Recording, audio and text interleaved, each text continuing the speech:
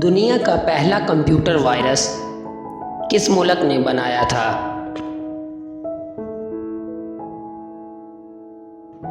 जवाब 1986 में मुल्क पाकिस्तान के शहर लाहौर के दो भाइयों बासत फ़ारूक अलवी और अमजद फ़ारूक अलवी ने ब्रेन नामी वायरस बनाया।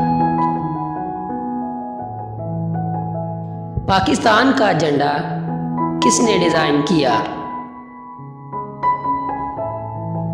जवाब पाकिस्तान का झंडा अमीरुद्दीन कदवाई 11 अगस्त 1947 को बनाया।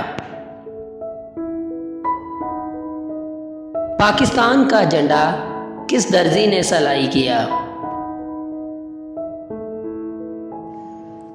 जवाब है मास्टर अल्ताफ़ हुसैन ने।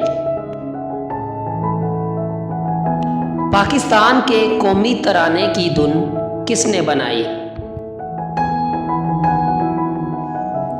जवाब पाकिस्तान के कौमी तराने की धुन अहमद जी चागला ने 1949 में, जो कि 80 सेकंड्स के दौरानिए पर मुश्तमिल थी। पाकिस्तान का कौमी तराना किसने लिखा? जवाब पाकिस्तान का कौमी तराना हफीज़ जलंधरी ने 1952 में लिखा।